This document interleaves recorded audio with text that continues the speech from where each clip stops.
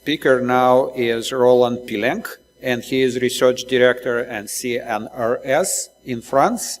And he is known for his work on carbon materials, and he is going to give excellent talk on nanocomposite polymers in construction, in the nanoporous carbons, and also application in carbon cement composites.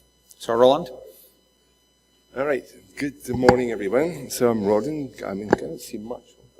Well, thank you for attending my talk. So this talk is really about the talk. Actually, it's a long story that started many years when I was here in Boston at MIT, where I stayed 12 years. So I'm just actually back to France, 3 months ago. I'm now in Montpellier at this European Institute of Membrane. We do porous material in there, but clearly today I'm addressing this composite ideas of mixing cement and porous carbon. And all the people that are listed there are active members of this kind of group. That was at MIT at some point. Now they're already relocated in some places. I know Michael Ice in the room. Where are you, Michael? Right there. Right there, for instance. And okay, on my colleagues at CNRS, for instance, listed here.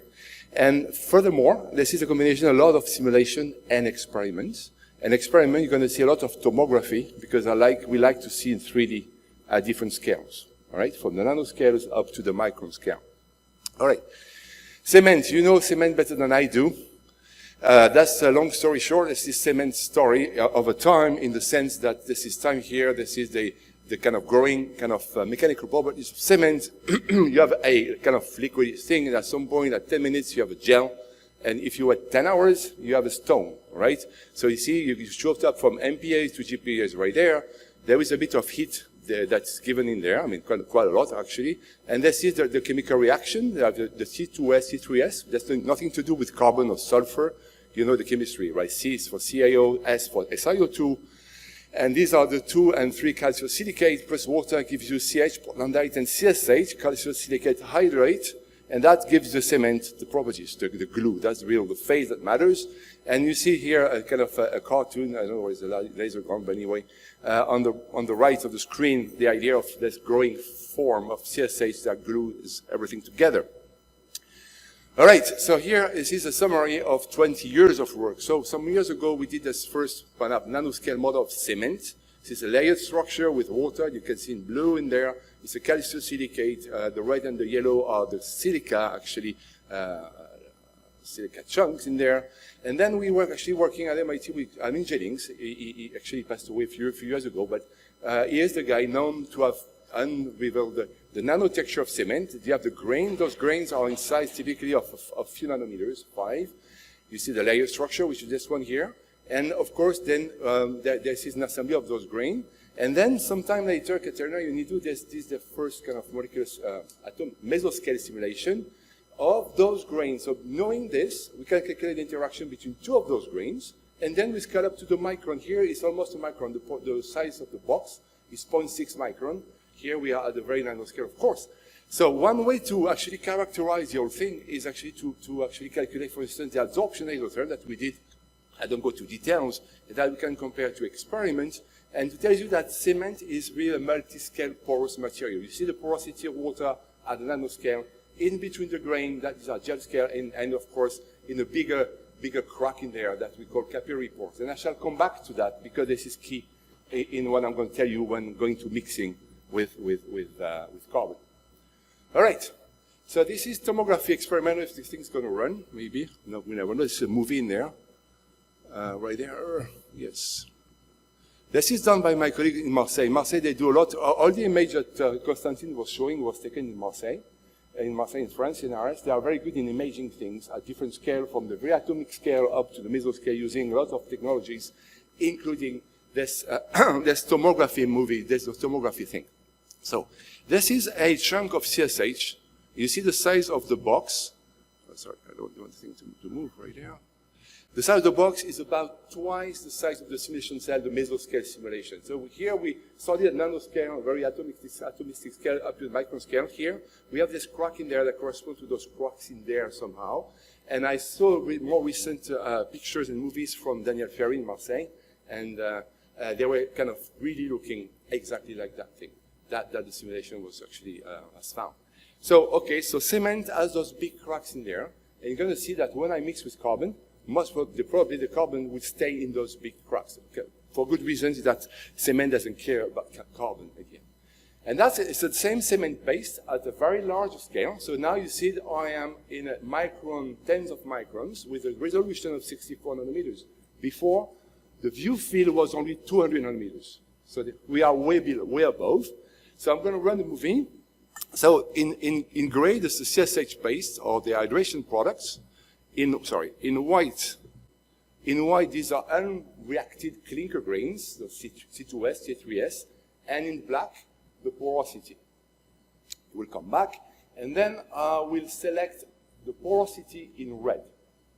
So you're going to see the capillary pores, those big, what I call the big pores, the cracks, if you like, of the cement paste with that resolution. Again, it's from the group of Jean Moreau in Marseille, again, the CNRS. And this, you see the network of those pores, capillary pores. You see this is a highly connected network of pores.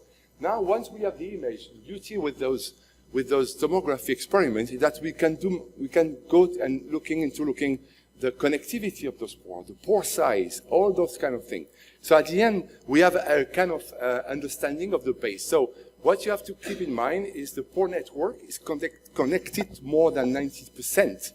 And obviously, those capillary pores, as you know, because you are cement people, that the amount of those capillary pores is really kind of the fingerprint of the amount of water you put in the mix in the first place. Okay, so now you know about the cement paste at different scale. Now I'm going to walk you through the carbon phases. What are those nanoporous carbons? I'm sure you know activated carbons. I'm sure you know carbon blacks. This one I'm going to tell you about. And these, by the way, are natural things. You know charcoal. All right, so this comes from the degradation over time. When I say time, is at the scale of millions of years, or hundreds of millions of years. And here there is a very known Van Crevelen diagram, which is the amount of hydrogen of carbon as a function of the oxygen over carbon ratio. And that's the degradation over time. So time goes from here to here. So you see different pristine molecules. It could be trees, it could be whatever, algae. And you see the process of degradation is a cooking procedure in which whatever was alive at the surface of Earth, trees, animals, at the end, they end up being a carbon skeleton in there. All right, so we get to know more about the texture of those carbon solids, and you're going to see that it depends very much on the type of starting molecules, algae versus trees and so on. And actually, this is my kind of excuse to tell you about polymers a bit, okay? Because at the end, what those porous carbons are just the pyrolysis of those whatever cellulose, lignin, algae, and you see the series of those polymers at the very atomic scale. These are kind of messy one, although the one messy one and force algae will be those lengthy fatty acids molecules. So when you cook that thing, when I say cook is not like a combustion, it's more like a pyrolysis. It's a combustion with no oxygen. So at the end, you're going to see that we are left with a carbon skeleton, and that is the porous carbons. All right, so that's a very recent paper that we did on the cooking the pyrolysis of algae. That's the simulation thing. So for that, we have to use advanced metadynamic simulations just to go. If you do MD simulations, those techniques are bound to the nanoseconds. I told you that the cooking of those will take 300 million of years. So we need to somehow have a way to kind of accelerate time. And one way to do that is using those metadynamic simulations. That's a way to go, over energy barrier in a kind of proper way without messing up with the chemistry. So at the end, this is what you get as you cook the sample. So you have a lot of small molecules forming, water, you have hydrogen, CO2, CO, and so on. But at the end, what matters for us, you have this connected kind of bunch of carbon atoms that form a solid. And that solid is typically that thing here. You see, this is, okay, so this is an old kind of slide, but because it was done 20 years ago, in the first modeling of charcoal. But that, what you have a porous structure. The size of the box is 5 nanometers, and you see the pores are at the scale of 1 nanometer. So that is what is those porous carbon I'm telling you. If you're the chemist and you want to know what kind of way the way carbon bonds to its friends or its neighbors, 90% of those are in this sp2 carbon, which means that it's like the graphene carbon, meaning that every carbon has 3 neighbors, okay? And those electrons are not so bound to those carbons, meaning that these are the conducting carbons. So you predict that this structure, you have a percolative network of those sp2 carbon is actually conducting electricity. All right, so you return cement, multi-scale, porosity, very good. Carbon is a can be nanoporous because of the cooking reason over time. By the way, you can do accelerate time and do the pyrolysis in the lab. It's just do the cooking with no oxygen of a whatever coke or whatever polymer in this case, for instance. And then we go on. So if you go and analyze the porosity distribution of those guys, you see that we are very much in the nanometer, less than 1 nano. All right. And then at the time to validate, again, like for cement, actually, so it's kind of parallel in time. In my life, we did some molecular simulation of adsorption of methane, CO2 in those pores, and with no adjustment, we could refine pretty well the adsorption isotherm, which is the amount of CO2 or methane as a function of pressure, and we were even able to refine it's called isosteric heat of adsorption curve, which is the amount of that will be a calorimetric experiment. There's the amount of heat that is released upon the adsorption process as the pore are filling up with the different molecules. So we are okay with the texture, okay, in both cases, cement and carbon. Say, okay, now we're going to mix with them. And the idea of that is really to give cement new functionalities. Okay, this work started at MIT like some years ago, like first, I think, Katerina Ioannidou started, had this, the CNRS momentum ground that was funding her at the time was 2017, if I remember correctly. And then we go on with that. So the idea is really to mix cement. So that's actually a patent that we have between CNRS and MIT. And so you have the back carbon here, could be porous carbon too, the same thing.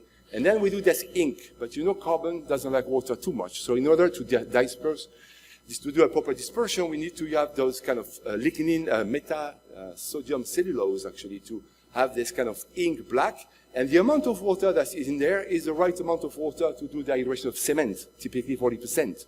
So we did business as usual with this ink there. And then we mix those together, and at the end you have this black carbon, which is right there.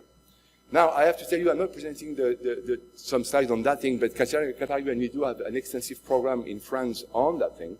And they changed the mixing to a way more efficient way to mix, mixing dry powders. And with that, they're scaling up with the industry to a real application. I will have some slides at the end. All right, so what are those pores? Mesoscale, those porous carbon are those guys here. You see, I was telling you about the nanotexture, which is the sub-nanometer pores. And you see these grains here are 100 nanometers in size, and it's typically the aggregation of those. All right. You see, those porous black carbon, active carbon are not graphite. They are not like ordered in the same way, right? And they are nanoporous at different scale again, starting from the very small scale. And this is an ongoing simulation of the PhD of Karim Hakim in Marseille with Christophe Bichard and myself as supervisors. This is the cement model that you saw before and the carbon model together. So we were doing those grand canonical whatever simulation, but what matters here, we are doing reactive simulation, meaning that we are really looking at the way if there is some bonding between the cement phase and the carbon phase, and the answer is no. There is no much of bonding between the two phases, besides maybe some electrostatic interactions. And by the way, the calcium ions in there, they are not going into the cement into the carbon phase. I will show you later, maybe for sodium. Okay, here, so. And then we can go do the mesoscale simulation, the Katarina, with this idea that maybe the carbon, they like each other, they don't like the cement, and at the end you have this agglomeration of carbon grains together, and this is typically what the image with the TEM, so electronic microscopy, again from Marseille, from the group of Olivier Groby and Daniel Ferry in Marseille. You have the carbon phase here, and the cement is right here. All right. I told you that every of those carbon grains are actually conducting electricity, so you expect that if you put enough carbon, you will kind of fill up the capillary pores of cement and produce some nanowires that can actually conduct electricity. Very good. So then you can measure the conductivity or the resistivity, and measure the Ohm's law right? Very good, very good. And this is what we did many years ago, and that's what we did typical of what we have here, as there is a threshold in the carbon composition around a few %, where you go from a clear insulator with a resistivity of 10 to the 7 ohm meters, you go down to 1 or maybe 10 in there. So it's not as good as metal, but still it does conduct electricity for sure. All right. This is very robust because we happened with many of those different carbons that we tested. And the kind of takeaway message is this insulator to conduction transition at a composition around a few % in weight of carbon, in weight with respect to what? With the water and cement and maybe this super plasticizer that we were using at the beginning of this work, at least, that we're not using anymore these days. All right, we checked, actually, this is a master thesis of Troy and Nirka, that this is really electron conduction. We dry out the sample. We have the same conduction, drying, because there are two ways to move charges, with ions or with electrons, right? And the way to do charges is really, don't move too fast. All right, and the way at the end, what we have in the end is the conductivity is the same here. This is really moving electrons. So we have an electronic conductor, not ionic conductor. All right. All right, so by the way, we're not losing too much of properties as long as we are in this range of carbon composition. We are kind of improving even them somehow. This is the hardness, this is the young modulus, this is the creep modulus, this is the fracture toughness in there. So we have a slight increase, but we're maintaining those things. The truth is that if you go up to, this is a paper that we're currently writing with another postdoc, she's another professor, in Texas University, her name is Nancy Soleiman, is that we go up to 15%, then you start losing mechanical properties. All right, very good. So application, okay, freezing, thawing, heating, and energy storage. Energy storage, I'm not going to go and test that. There is Admir Mazik, it's rare, he's one of the co-authors of this paper that was in PNAS very recently. So I'm going to concentrate on those two first applications for one good reason, is because of the application, the deployment with the industry. That's we were working, trying to implement as I speak actually right now. So it is on freezing, thawing, and on this resistive heating. All right, I told you about this idea. So why is the problem of cement in freezing? I know that ice occupies 9% more volume than liquid water. But this is what happened to me, not me doing things. It was through the door of my kitchen when I was living in Belmont, which is northern part of Boston. It was minus 10, and there was a Sunday, I could see this ice cup growing naturally out of this natural water thing. And beside, by the way, here it is transparent, the ice was not in there. So the idea is to look at the phase diagram of water. If you pressurize ice, it turns into water. There is a negative liquidus. The slope is negative. And so that is exactly the case. What's happening is that if there's ice occurring in this mesopores of the capillary pores of cement, if you can grow freely in this direction, you don't need to push on the wall and crack anything. All right? Thermodynamics is the principle of laziness. Okay, you go for the easiest path. All right, very good. So here I come up with an understanding of what is freezing actually at a very small scale. So imagine that you are in a very big pore, that there is a ice grain coming up. And obviously, I told you that this is cement. You understand that this is filled with ions. This is not pure water, right? And what we know is that ice just doesn't like ions. So the ions are kicked out of the ice. The only ice that can stand ions is lithium ice, because lithium is a tiny guy. It can stay in the ice. But other ions are kicked away, and they are at this interface between the cement and the ice. And the idea is that and that's developed a pressure, and you're going to see this in a moment, but the idea is that as long as the temperature is not cold enough, those ions prevent ice forming. All right, so now let's advancing this. And this is a very recent work of a postdoc, Ping Zhu, with Mathieu Van Damme and Laurent Bouchard in Paris, where this is the freezing of ice bulk. You can see the ice forming.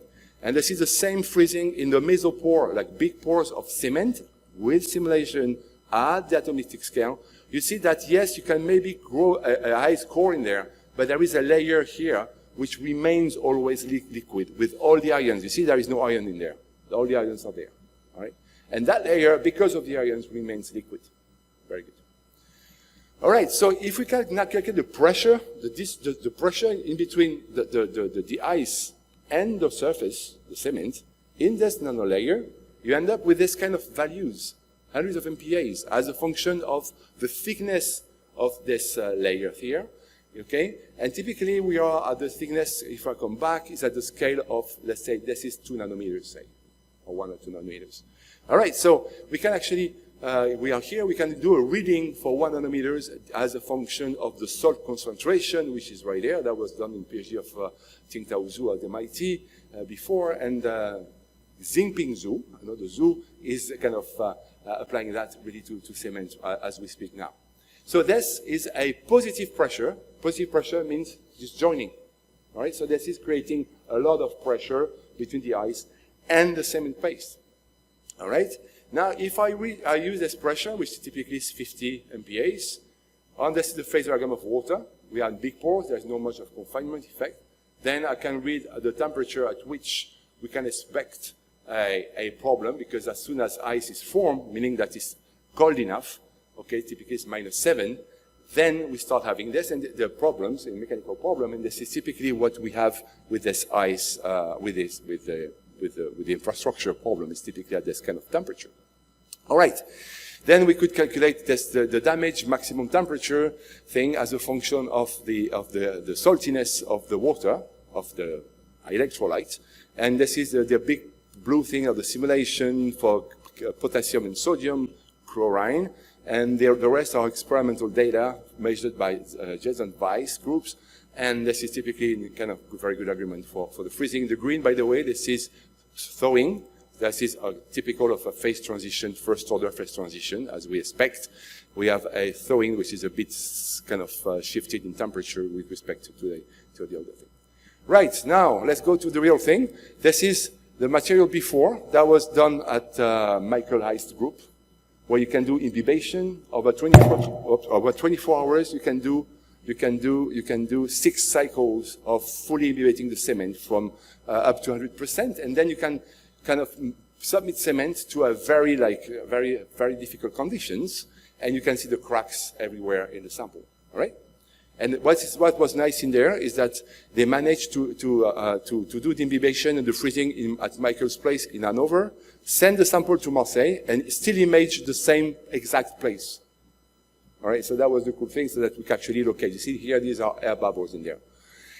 And this is the 3D thing, because tomography guys, they like to have 3D pictures. Me too, actually. So we see clear pictures. Now, what is happening when we mix with cement and carbons?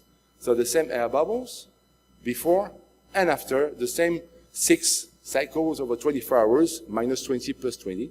And you see here, there's hardly no cracks, maybe a bit on there, and so on, but nothing as in the pristine sample like that, right? The CDs are, by the way, the same size. All right. Of course, I have a movie to show you more in 3D. So on the left, the cement without carbon. On the right, with the carbon, as soon as I can start the thing. Okay, I think it's right there. Yeah, there you go.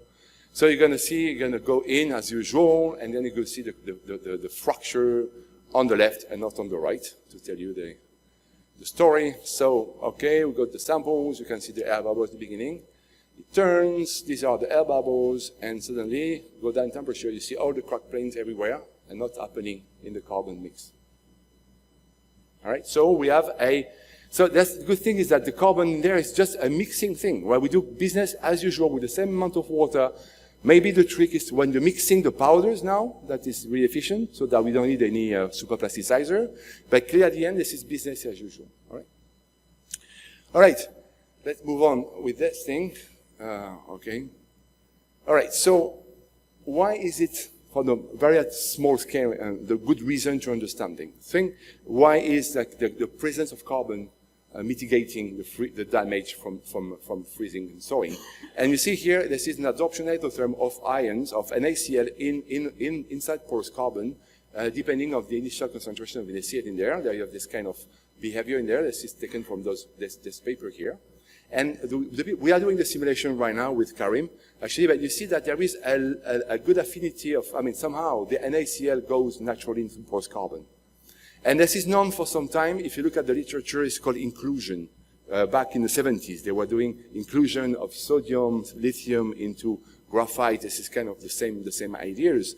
But what's interesting also, I told you that those grains are also very conducting electricity. So if we have to polarize the carbon cement, we will increase even more this ion going inside the carbon, so that will prevent even more the damage due to freezing. Okay?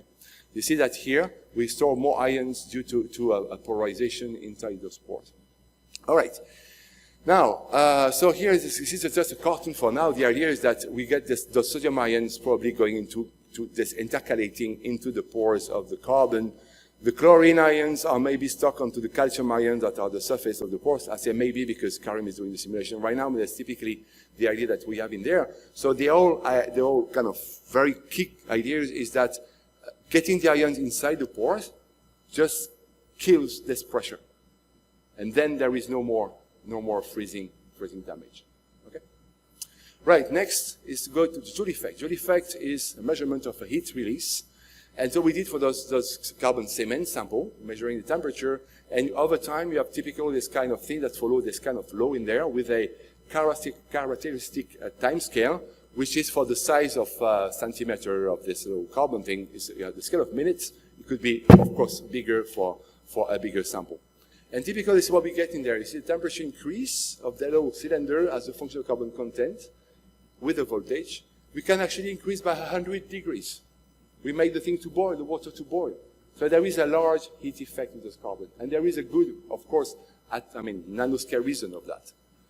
I don't know what the thing, and then the reason of that is the texture of this. This is kind of resisting, conducting electricity due to the sp2 carbons in there, but also there is a lot of defects in there, and those defects actually gives rise to this Joule effect in there. Okay. All right, the defects, as I said. So defects are non-sp2 carbons, could be whatever chemistry defect. Everything that localizes electron generates a vibration, and this vibration is in an infrared range, and this is called heat. Okay. All right, now let's go to the market. That's my last part because you're in the industry. You know, we could have done everything like I told you about the porous carbon with carbon nanotubes, right? But right at the inception of this program with Katarina back in 2017, we said we're not going to do that because the contrast of price is too much. Typical price, 1 gram of nanotubes is probably $1,000. Remember that 1 kilo of cement is written there, okay. You have the conversion right there, the ton of cement. The thing doesn't work anymore. Yes, see that where we are here.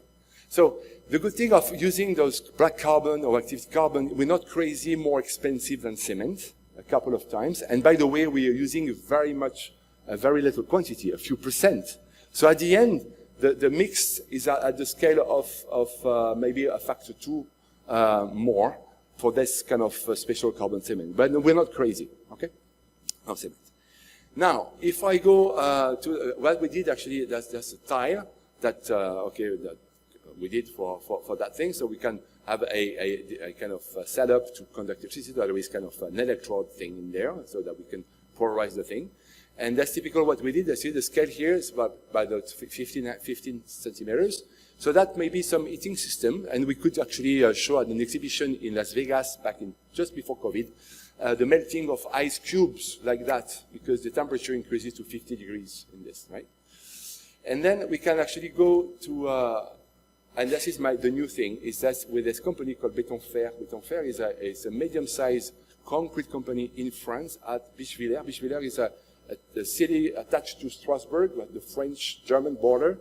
And the CEO of Pellenq, that was last week actually, agreed to that we going to do, this is typical, not real, it's me doing it, a 10 meters long pavement with the idea that in this part of France it's cold enough so that there are freezing conditions all winter long. All right, so we can finally deploy this technology just by mixing cement and concrete, cement and carbon to have a pavement that, of course, we're going to monitor for fracture. All right, so that will be maybe the first kind of industry scale deployment of this kind of technology. And again, in the simplest way, we're not talking about polarization, we're just talking about mixing with carbon. And I thank you for your attention. Just mentioning this is the first mortar batch that was given to me for my birthday. By the way, this is cut of a beer bottle. You can, it's very shiny, it's very nice, it's very black. But that thing, it's this mortar as business as usual. It's a 1-1 mortar, okay? Plus the carbon, a few %. Thank you for your kind attention. Thank you.